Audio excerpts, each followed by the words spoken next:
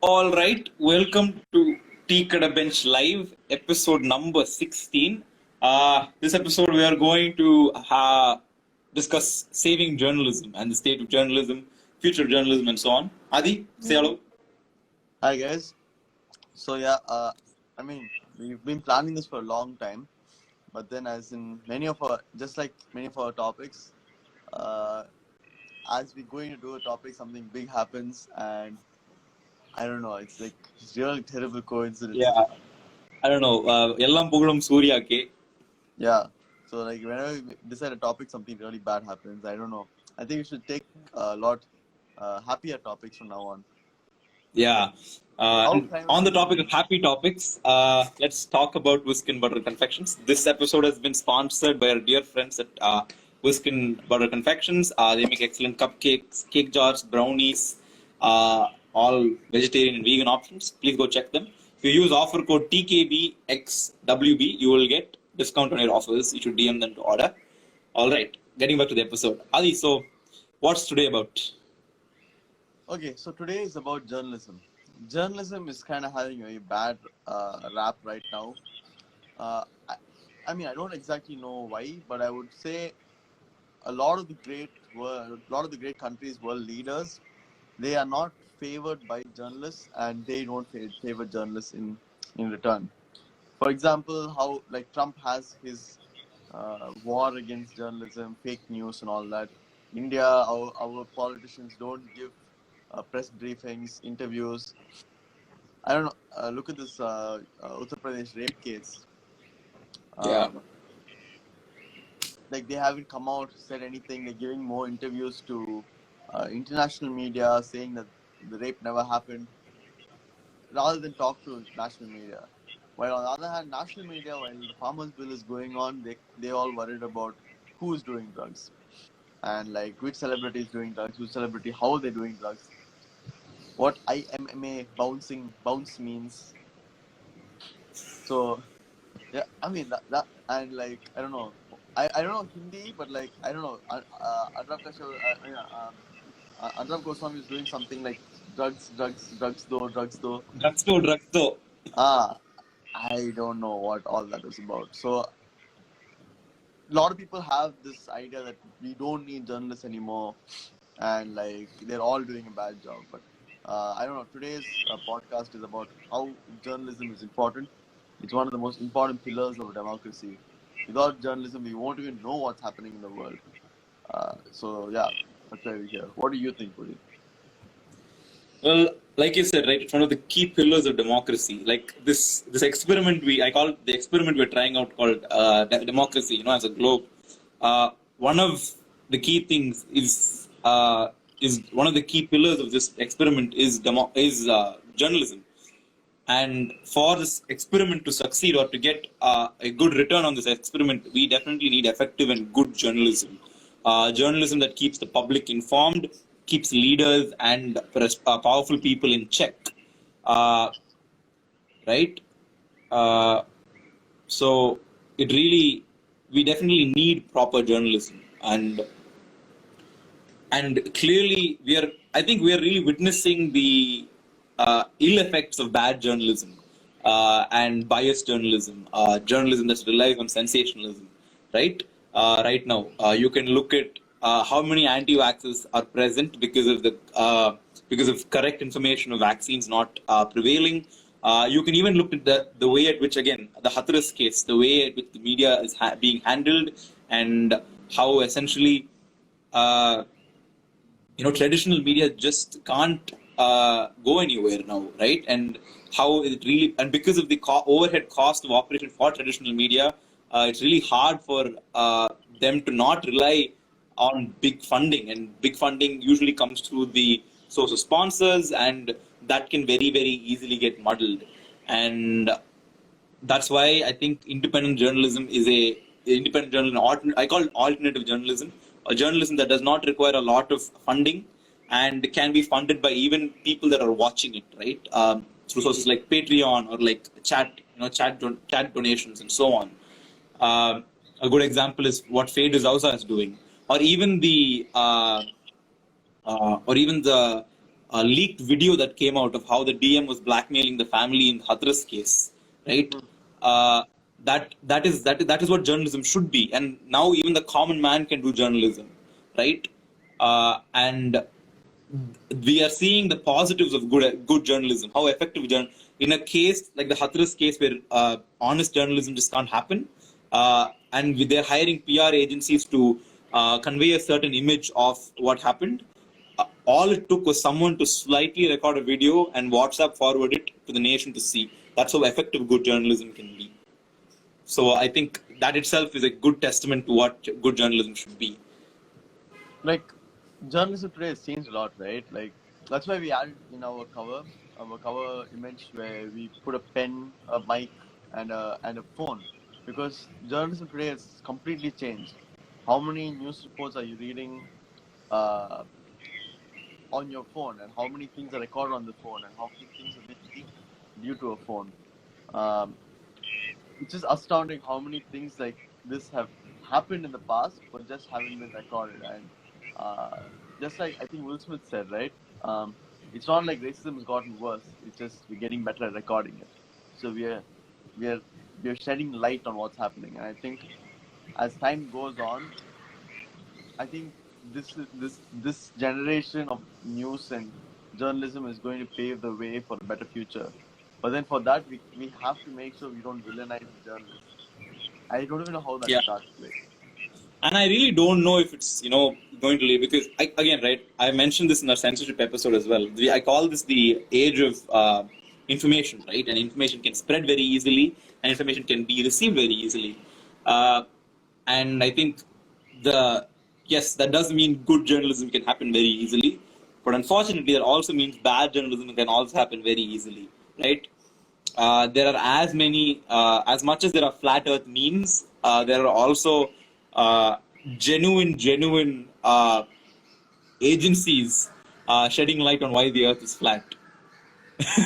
So, and that's happening at probably the biggest rate it ever has before. And I think it's very important as a public we understand how easy it is to spread information, and how that misinformation, how that can be misinformation. Uh, and I think as a public, we need to equip ourselves with the tools and understanding how to parse this sea of information we are being fed. And that, I don't know. I really don't know how we're going to do it. I think it's sort of a grassroots movement. I think this generation will learn how to do that slightly better, because I think, I really think, I'm a little bit nihilistic. I really think we are not at the end of it. We're only at the beginning of it. The worst is yet to come. There is yet to be a really terrible event that's just going to happen because of miscommunication. And wait, it already has, right? The whole concept of the Bangladeshi Muslims and like the Uyghur Muslims, the whole thing happened because of like Facebook posts. Like Facebook or posts even on Muslims spreading corona in our yeah, country. yeah, Muslims spreading corona, chicken spreading corona, all that. I think we are in like the middle ground of that. Yeah, And and I think the second the worst really hits, the public will be very skeptical of everything we see, and I think from there, things will be better. yeah, like already thousands of lives Yeah, have been lost due to misinformation. unfortunately.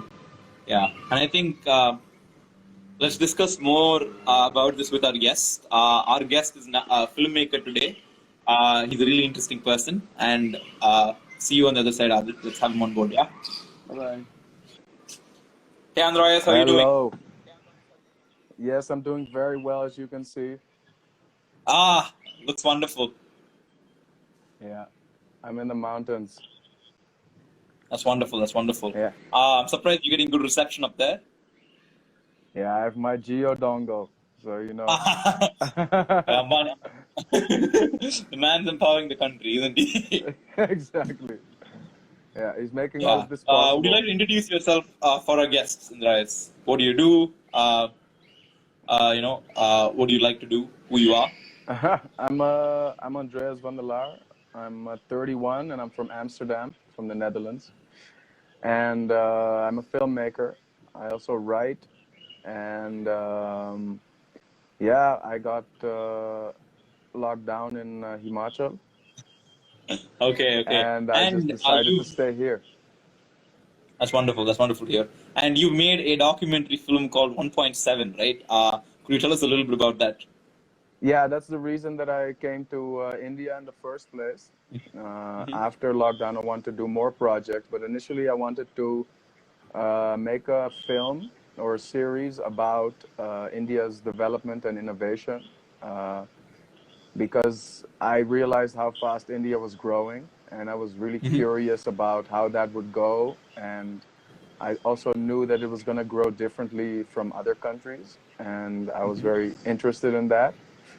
So I basically followed some of the pioneers in the education sector, healthcare sector, and the urban development and governance sector. And yeah, I just picked their brains over how these people basically see where India should go. And I'm very happy and proud that it got released on Amazon Prime US and UK. And then very soon it will be on Next India and Hmm. IN Digital, which is a All right. OTT platform here in India. Okay. Yeah, I can't wait to see the whole thing. I know I'm one of the few privileged people to see the first two episodes. I must say I'm really impressed. And like you said, one of the most interesting things for me is when we talk about the development of the country, you interviewed some of the urban planners and so on, right? And we sort of forget that they are the ones who are sort of architecting this whole thing, and they need to think not 5 years ahead, 25 years ahead, how people are going to migrate here, so on and so forth. And really, some of the things they shared was really, really insightful. And I can't wait for the whole thing to come and everybody to watch it, man. It's really nice. Thank you so much. Yeah. Yeah, me too. Me too. I have a lot of requests from India, obviously. But Hmm. yeah, this distribution just went faster. So we'll just have to be a bit patient. But initially, I actually made it for India. So I wanted Indians Okay. to appreciate the film. I didn't want to Hmm. just make a foreigner's perspective on India and then leave. So I also toured through India. So I also met Ratish through that Yeah. situation. So I did a screening with him and got feedback from the Indian people. And then, yeah, and then when it was positive, I really realized like, okay, I was on the right track and the tone of the film was good. And that was very important to me. I didn't just want to Yeah. make mistakes or put too much of stereotypes or all these things in it. So yeah, I'm very happy that that it all came together like this. Yeah, I must say it was really an honest depiction of what's to come. I must say, yeah. And on that, so today's episode is Save Journalism, right? And we want to sort of talk about the state of journalism, the future of journalism, and so on. So you call yourself a filmmaker, but do you consider yourself a journalist as well, or do you see yourself as a filmmaker first? Yeah, it's very difficult nowadays. I mean, um, yeah, one of the things I wanted to talk about, obviously, is the fact that journalism is changing in a very intense way, and it's for the good for the most part. But I'm talking in the sense of that live streams from just citizens from whichever manifestation or whatever is going on could be right now the most accurate form of journalism in the world.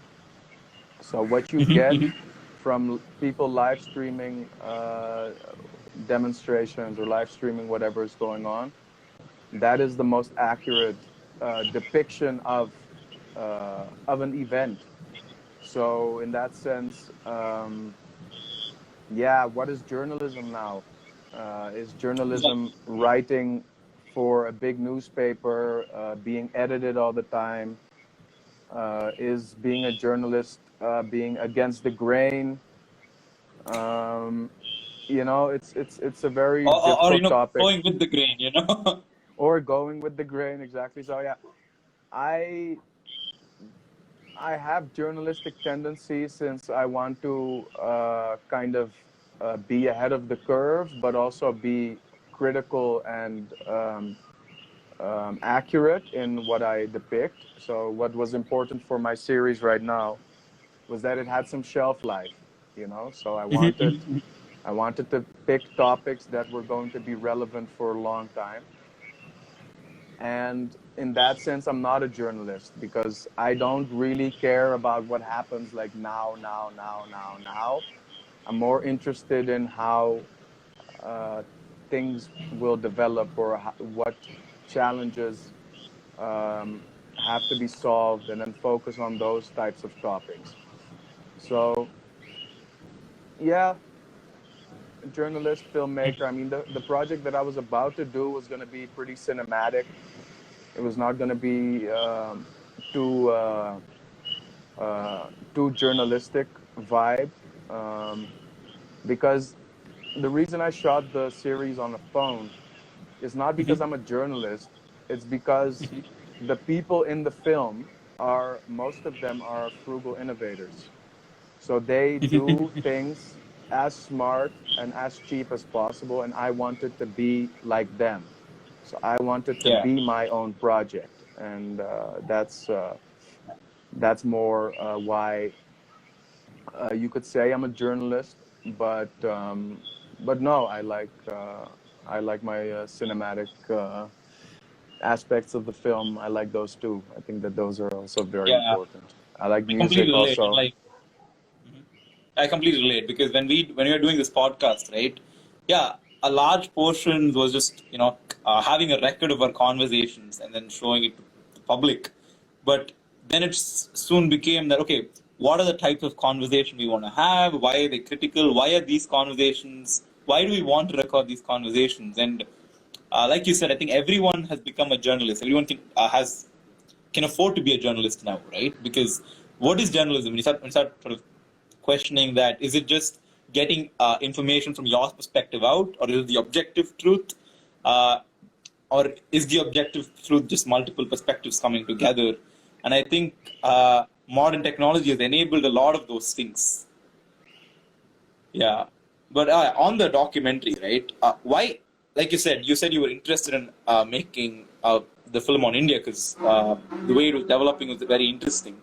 But how difficult or easy was it? Because historically, it's been hard to access the people that are you have on your documentary, right? They've been people in that stature are usually considered hard to access, or they're far away from the public. But you meet a lot of people in that documentary that I don't know. I would think I would never meet them, or it'd be very hard for me to bag an interview with them.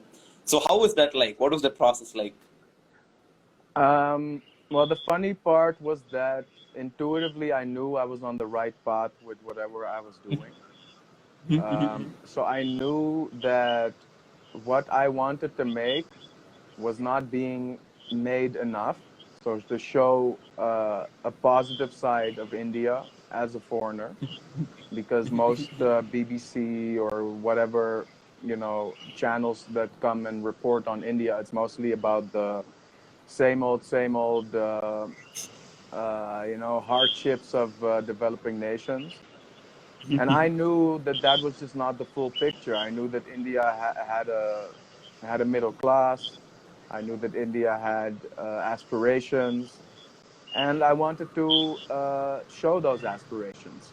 And I think that that resonated with a lot of the people that I emailed. I mean, I sent good emails, but Okay. I think that apart from being a foreigner and that can be special or whatever, I think it was mostly like, okay, so this guy wants to highlight something that should be highlighted. So I want to participate in that.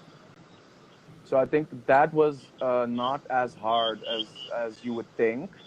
So like knowing who to approach for what is the most important thing. So not just get celebrities on board just because they're celebrities or whatever. But the toughest thing was the mental transition from actually going ahead and doing it um, with a phone. you know, like just Okay. Okay. show up there, not with like a crew, because in the beginning I was more ambitious and I wanted like more production value, and you know, I came up with very high ambitions here. But when those appointments were set and I had to show up with my phone, that was the first big barrier that I was like, okay, I'm just gonna do this like this by myself. Then to get it edited was a challenge. Mhm. And then after a few, you know, kind of tours with editors that didn't really work out, I decided to edit it by myself here in Oh, Bir, okay. Himachal. So the whole Okay. project Okay. was done by me, and to get Mhm. myself to persevere and to then also after that process arrange all the tours and the screenings. I Mhm. think that was the biggest challenge. Like, hey, I'm the engine, so I have to just do everything by myself. I mean, I got a lot of support, obviously, from my friends here, and I could not have done it. Could not have done it without a lot of, you know, help and favors. Mhm. But that was the toughest thing, to just put yourself in the position that you are responsible for taking care of everything. So that was the Yeah. toughest Yeah. part. And also, And yeah, oh, go on. Go on. Sorry. and also the feeling of, will it get distribution or not? Um, will a series be accepted into film festivals? And it did, and it won 2 awards here in India. So, That's great. so that was pretty special, you know, that I did it in a very unusual way, but it all worked out because the good intentions were there. Yeah, and I completely agree with that part. Right? If you write to the people with good intentions, and if you're honest with what you want to do, m- more often than not, you'll be surprised how often they reply. I've really noticed that perception that I mentioned, right, in India, where you sort of think these people are unreachable. Yeah. Uh, is really not the case, especially after social media. Like, all you need to do is DM the right person, say that I'm interested in this. This is my work. Would you be a part of? Would you like to be a part of it? And next thing you know, they're on board.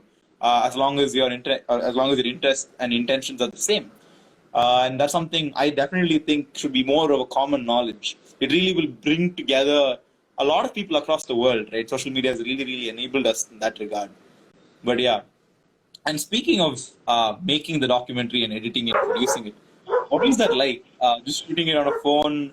You just airdrop it to your machine and edit it from there? How does that work? No, no. Can you imagine? I didn't even airdrop. Oh, you were just wait. Bro, Don't bro, tell me you you just edited it get on me, iMovie or bro. something. You just kind of made me feel bad about how I did the whole thing initially.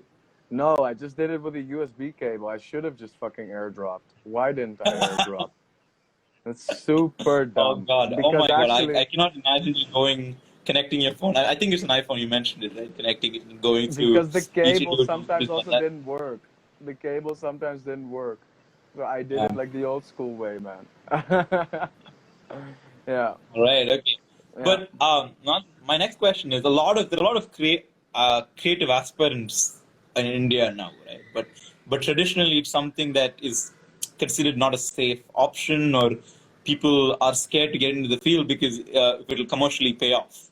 And you're a clear example that you can really make something that you resonate with, but as long as it's good, it'll get distributed. So how did that happen? How was it easy for this distribution thing to happen?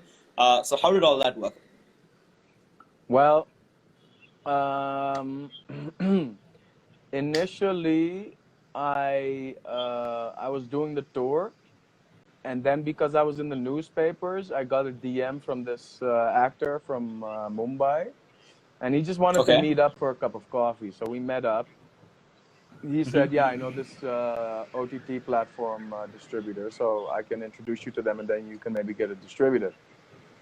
Hmm. And this was in a time when I was kind of leaning towards putting it up on YouTube and getting it over with, because it had taken a long time. And I was like, after the tour, I think I should just make it visible for everyone, and that feeling was Okay. definitely there. But you know, to get remunerated for a project that I invested a lot of my time and money into, I did want a distribution actually. So in that sense, I went to that distribution company that he forwarded me to, and they said, "Yeah, we are now only looking for like Telugu type of cinema, or we're looking for Kannada cinema." So they have like these batches where they keep on filling up different types of regions. This was for Netflix at the time. But most importantly, she said like, yeah, we actually only they want to get some pre-selection through film festivals. So they want kind of like that, you know, that blue tick on the project Okay. from the critics at Yeah. the film festivals. And I was like, yeah, but it's a series. What do? I just send an episode and then put it in category. But then where I was lucky was that all these film festivals had a new category, which was mobile film. So they were already Okay.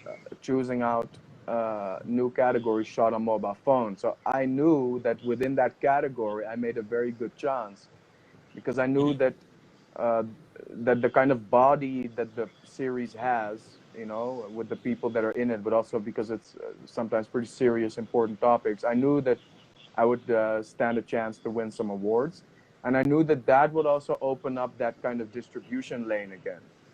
So I just uploaded my film to a couple of film festivals in India, and I went there also. I had a great time, and I went to Indian International Science Festival in Kolkata, which was huge. That was a very, very nice festival. I went to Jaipur Film Festival, um, and yeah, and I won at another film festival in Kolkata. So I won Jaipur and Kolkata. And then through those film festivals, distribution got offered, and then I just went ahead with that partner, and then it ended up on Amazon. So yeah, that was actually it was a long process, but it was, you know, It paid very off. promising. Yeah, it paid off. That's pretty cool. Yeah. Yeah, and yeah, I kind of agree. It is still hard to get your work out there, and especially if you want it as a career, right? Like we're struggling to really monetize this podcast right now, and I think part of the reason is also getting people to watch it. Like one way to get the approval is that blue tick from committees, but it's also hard to get people to watch things, right? Like the most viral videos on YouTube aren't the best videos. They're the one with the most exciting thumbnail and the best title, right? Or you need to give people $10,000 and people will watch it. So yeah, I completely get that. It's really it is a challenge. But do you think there will be a rectification to that where if you've made good work, you can sort of easily track it into a distribution system where people can make money of it? Because it's a valuable asset. I can still see if there's an easy way to screen good versus bad work. It's a valuable asset to a lot of OTT companies and so on. And I think if there's a easier way to sort of just get through that review process, I think it's a decent way to sell things. What do you think? Do you think that's possible? It's Yeah, if you want my honest answer, I think the window is slowly already closing Oh, okay. because, yeah, I think we can now safely say that YouTube and Netflix and those types of companies, um, they basically only show you on the homepage what they want you to You to see. see, yeah, Yeah. yeah, yeah, yeah. So if you are uh, for example, Spotify, or you're a big record label, you can now already just buy in your new music video into YouTube to have it be on the home pages of a lot of people. Yeah. Netflix basically only suggests you Netflix originals initially, So all of the kind of independent stuff gets pushed to the back. So you would need a very good PR campaign to get people to your Search for film, it. yeah, Yeah. in the platform. So we can now slowly start seeing that all of the traditional media has just moved to online, Yeah. and so also the institutions that run them, they also just moved to the online sphere, and whoever has the most money will be the most visible, and that's kind of how the cookie crumbles also on YouTube and Netflix and the likes. So That's pretty I, sad.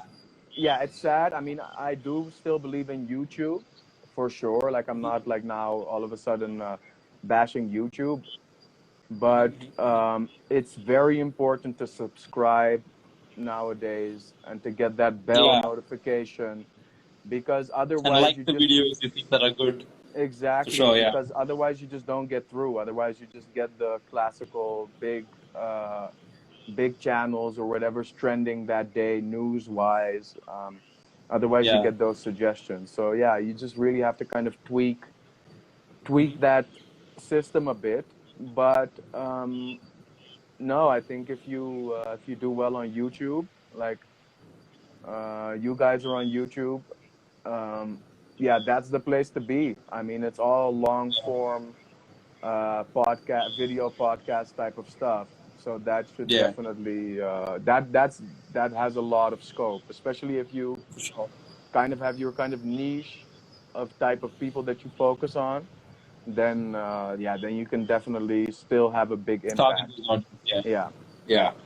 But this is an obvious problem for something like journalism, right? Where you want people to know of something that's happening rather than just for them to see what is being shown. Uh, what do you think is the future for? What do you think is going to happen in the future? Like as a filmmaker as well, right? You want to like if I'm pretty sure you want to tell the stories you want to tell rather than the stories people want to hear, right? So how do you think journalists and creative people can navigate through this kind of a system?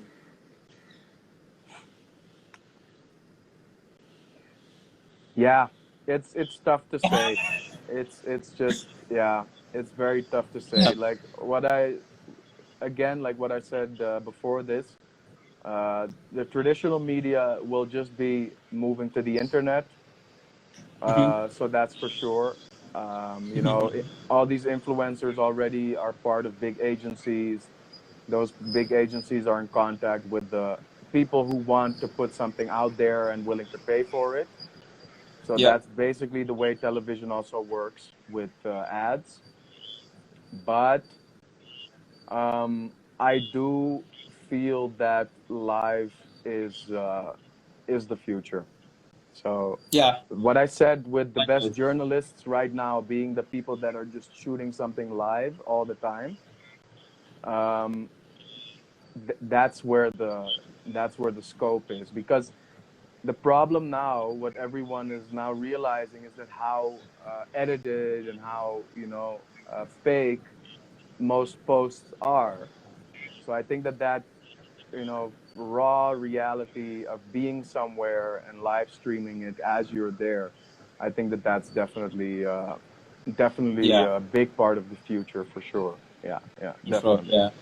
Yeah, I think live is definitely one thing because you can only show things that are happening, right? And there's very few things you can force to happen or pre-sensationalize.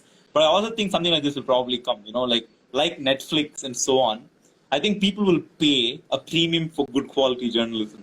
Right? So it's already happening in some, again, in a primitive way where houses are asking for the users to support them online, right? Like in India, the Hindu started it, the Scroll.in has started it, and in America, the New York Times, all of those people have started to ask individuals to support them, yeah, where the readers pay a premium. And I do think, unfortunately, whilst things like lives and everybody can be their own journalist will be very common in the future, good quality journalism will be something that comes with a premium, where I think people will pay, they'll understand the concept of, okay, journalism is so democratized. I need people that are good at doing it, and I'm going to pay a premium for it. I think something like that is definitely on the horizon. Yeah, it's Yeah. already happening. I mean, the correspondent, for example, which is from my country, it's from the Netherlands. They went international, I think, last year. And what they do is they offer premium journalism, but the journalism is not the now focused journalism, because they know that they need time to source out their research, to source out what has happened in the past few days. And then they just wait a little bit to summarize a big problem. Yes. Yeah. People are paying a premium for journalism. But back to live, I mean, how awesome would it be if you would just prepare your lives properly, you know? So you Yeah. go live, but you have some pre-production going into the live, and then you just do all these awesome things live with no edit. For sure. Yeah. Yeah, I Yes. mean, I think that, I think. that could be a big differentiator, you know? Like Yeah. if you I think become a we should live definitely invest artist. in lighting. Exactly. But yeah. Oh yeah, I Yeah. completely agree. It's going to be one of the. I think one of the most underrated services that's going to hit everybody in the belly very soon is Apple News, where Apple just charges money for resource to news. Yeah, Apple makes a lot of money by the news it shows, but I think a company which I think Apple sort of makes money of the fact that it's all honest and has privacy concerns and so on. Uh, it it'll definitely push for that honest journalism agenda and make some money off it, and I definitely think there's a huge future in that. And that being said, what do you think of the current state of journalism? It's like mainstream journalism, TV journalism, debates. Do you really What want do to you talk think of about that? that Uh, in this period? yeah, Yeah, no, for sure. Yeah, it's at the moment journalism is very problematic, obviously, and we will have to see whether it can come back in the way we saw it, because even before Corona, journalism was not at its best, especially at the yeah, bigger news houses. yeah, And yeah, for people sure. also felt that, and that's why alternative news had a big uprising in the past years. Alternative news is basically the reason that Trump got elected, because he invested in YouTube channels, Yes, because for sure. Yeah, because CNN and NBC didn't want to promote him, so he yeah, invested already in alternative news channels, and yeah. uh, and that's what's also happening now. So if you only have all the newspapers saying the same things, and there's no critical undertone, or there's not a different perspective that's being allowed, then then we live in a very sad place right now. Yeah. So Yeah. at the And I moment, journalism is in a very, very sad state. That's for sure. For sure. Yeah. Like, and I think even in a country like India, it's also right where there's so much biased reporting, where even mainstream media is being challenged to even say what they speak, even speak what they think. Uh, like, did you face any such challenges? Like when you were filming, were things off table, off limits? They were like, "Hey, let's not go in this direction," because you did interview some quite influential people, and you could have challenged them, really challenged them if you'd like. So before you went in, were they like, "Hey, like, did they ever try to censor you?" No, but the only person who was afraid that was going to happen was Amitabh Kant. So Okay.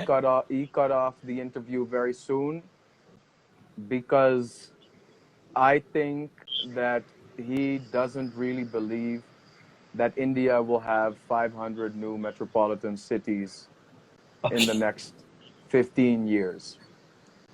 Yeah. And to really hash that out, um, I didn't think he wanted to do that again. It was kind of like his Niti Aayog marketing strategy. Yeah. Yeah. but the implementation is something else. And yeah, he just didn't like the questions that were going to come up because they were very specific. I Who can is going imagine. to who is going to live in these 500 new cities of 1 million people? He has no idea.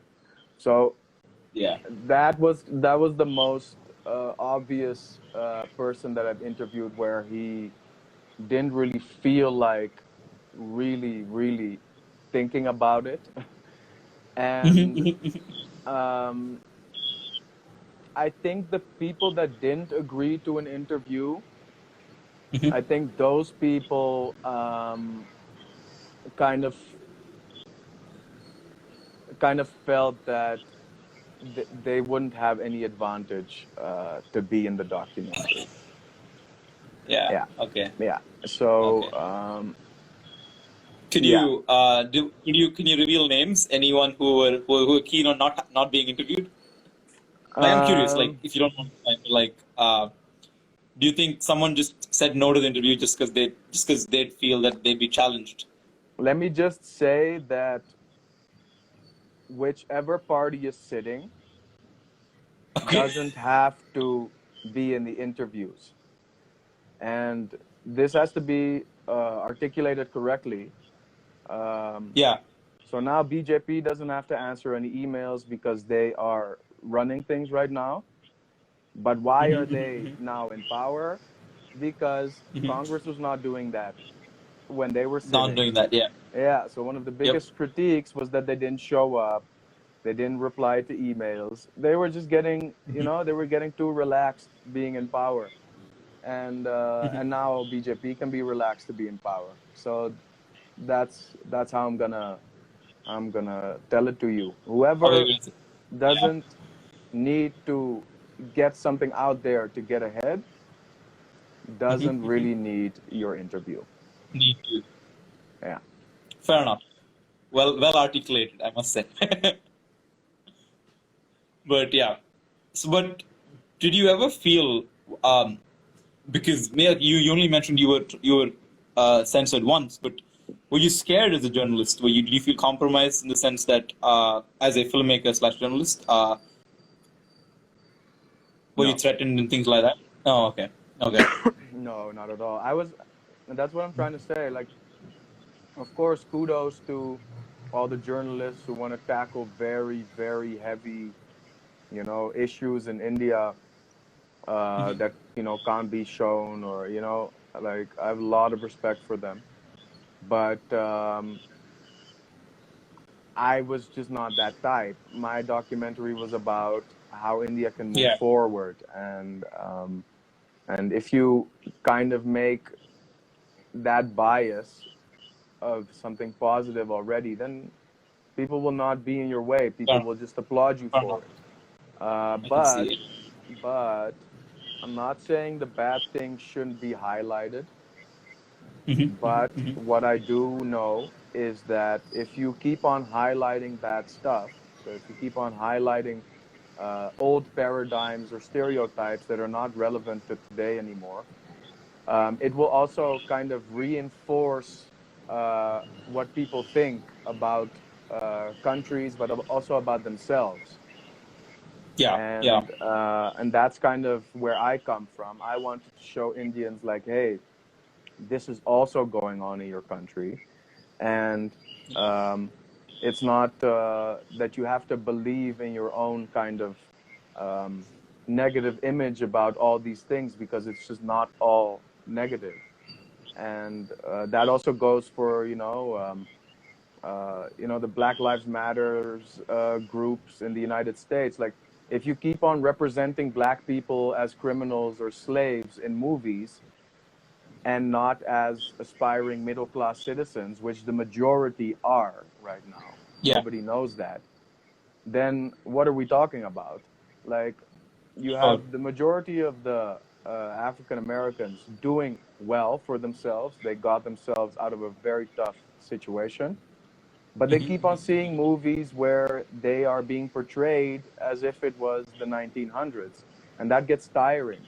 So now you see more movies coming up about African Americans who are just citizens. They're not African Americans. They're just citizens who have their own stories and their own challenges, and they overcome them in these movies. So that's how I view India's portrayal outside as well. Fair enough, yeah. And I think that's an issue within India as well. I think, especially with regards to the caste division, people from lower castes are portrayed as evil or people that will always harm society, and people from other religions as dangerous. And I think that's definitely changing. And I'm actually happy for filmmakers like Paranjit. I don't know if you know him, but he makes films representing the Dalit community and lower caste communities, and he really heroes them. And I think journalism also has a role to play in that, to give people an accurate representation of society, right? And like I can even understand in films people take creative liberties, but when journalists try to portray people from certain religions as a certain way, that really corrupts society for sure. And I really think it's important to bring these people out and present them as not anomalies but as regularities. Yeah, so that's kind of how I view what a journalist should be. Like, if you would have to name one thing that would Mm-hmm. make someone an actual journalist, it would be Mm-hmm. that that person has basically no friends. So a real journalist has no friends whatsoever. Because he has no friends, he can observe society as it is. He can observe representation of that society as it is, and then see like, hey, this is not fair.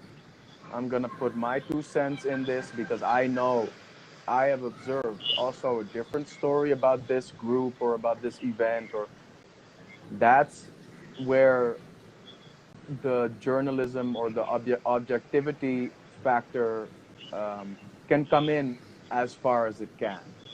But if you're Yeah. just at your desk at a big newspaper, you're not in the field, you're not talking to different kinds of people all day long, then it's very tough to call yourself a journalist because um, it's almost blogging. You know, it's almost like you're Yeah. blogging, but then At you that point, yeah. call it a newspaper. Yeah, yeah. So Yeah. newspapers have turned into blogs for the most part. For sure. For Yeah. sure, yeah. Yeah, and to think people are degraded blogs but still uphold newspapers, right? Yeah, Yeah. and it's also funny that even though the internet is the way it is, we still Mm-hmm. view them as this kind of supernatural entity that knows the truth at all times, when that's Yeah. just not the case, you know? So, I actually think it's convenient. I think when we want to disbelieve what's there on the internet, we say, "Oh, it's on the internet. Anybody can write anything on the internet." But we want to believe, they say, "Oh my God, I saw it on the internet." yeah, It's a double standard we follow. yeah, it's a big double standard. It's a big double standard. But yeah, let's see. I think that trust in the media and newspapers will be sharp on the decline like next year Yeah. as 100%. this situation Uh, develops. And I think that after that, this whole who speaks the truth or who is right will have to be defined again. for sure. For sure. Yeah, Yeah. And I and really let's. think with yeah, I really think with people like Fede Zauza starting their own independent news outlet, like independent news channel, you spoke to her as well, right? So I think that things like that will happen a lot more, Yeah, where for they sure. can afford to not, they don't need a big studio. All they need is a webcam and a license to Zoom, and they Yeah, can really do honest journalism. exactly. Yeah, Yeah. Yeah, for sure, for sure. and that's the sad part about that situation, is that for the most part she was Mirror now, you know, and Yeah, she just had a large following as while she was there. yeah, And if you just, you know, put that following to very good use separately, then you see like, oh, okay, so I kind of start my own news channel because of this, you know. So yeah. you're not that much an employee as you think, you Anymore, know. yeah. And Exactly.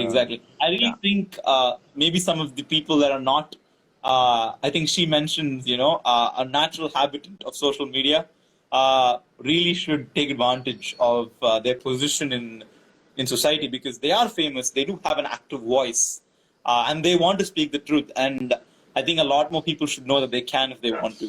It's not that far away. no, Like it exactly. And literally says, swipe right and click on live, and that's all you need to do. yeah, I You mean, have an audience. those are my favorite videos now. Like, I'm very deep in YouTube, and Yeah, I like just regular people giving a rant on a important topic. I sure. find those the most interesting. You know why? Because these are people that have probably thought about something for so long in their life, Yeah. and then all of a sudden they came to a conclusion like, okay, I've figured this topic or this problem out. And then they just go Mhm. on YouTube or they go somewhere and they say, listen, guys, I find this situation like this, or, this is my honest opinion about this whole situation.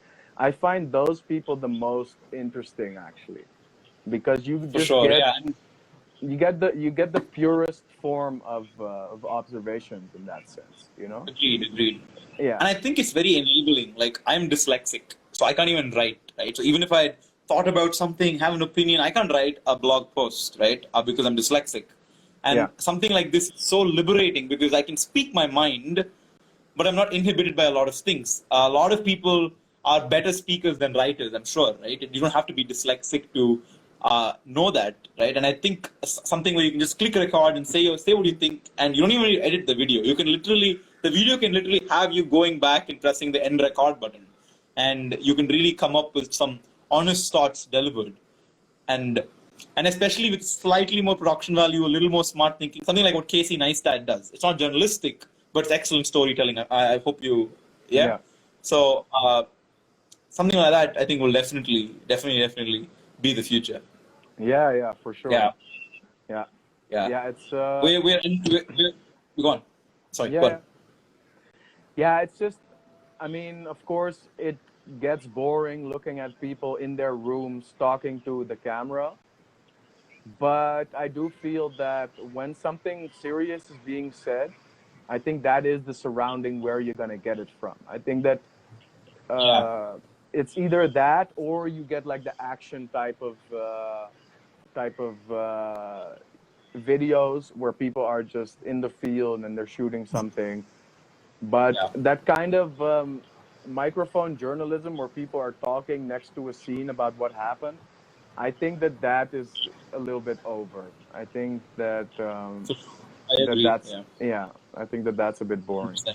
Yeah. Yeah, And I definitely think people will find creative ways to make this format engaging, I'm sure. yeah, Right? Like, I think it's definitely on the horizon. Yeah, I think yeah. we've nearly hit the 1 hour mark. Do you have any closing thoughts before we sort of end the conversation? Um, I hope everyone is safe and sound, and I want to send my love from the Himalayas, and I wish you all the best with your podcast.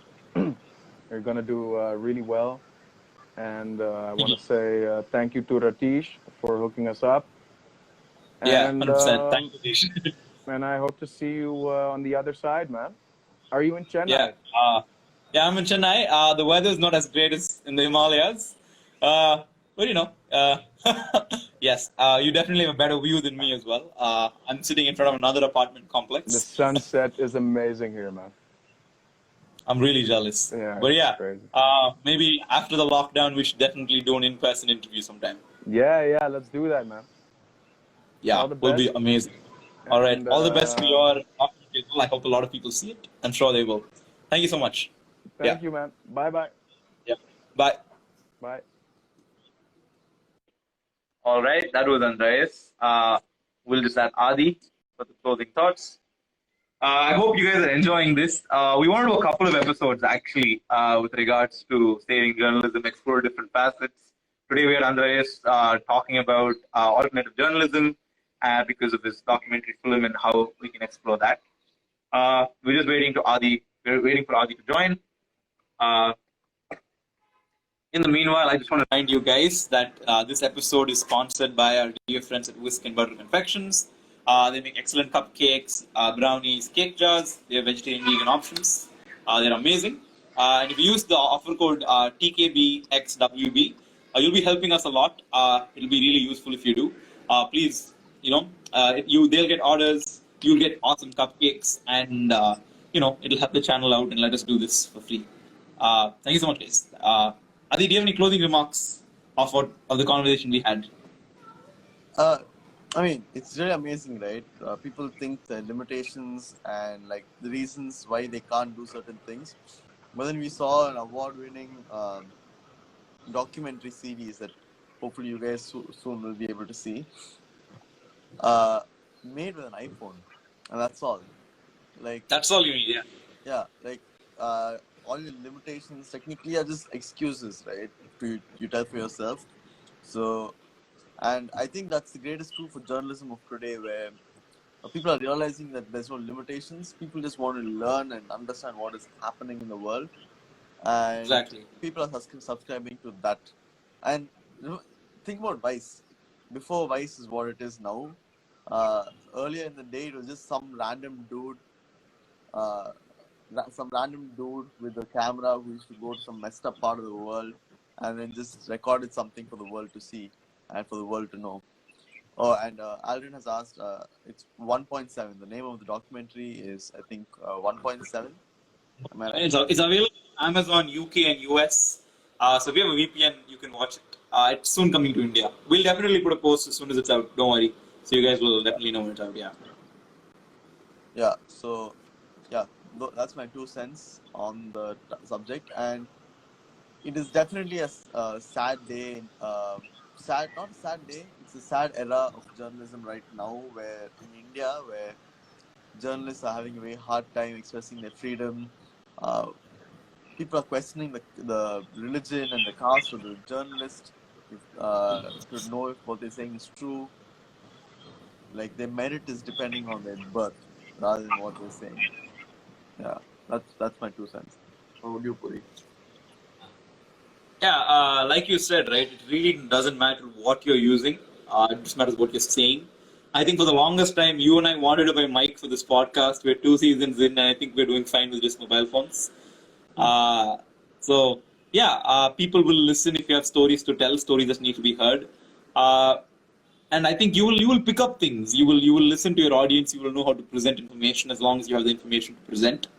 And I think people have also realized that they're looking for information. People are starting to understand what they want. They want information. They want reliable information. I think everyone's been bitten in the butt a couple of times because of misinformation by now, and that's made them realize that they need to think twice before believing in things.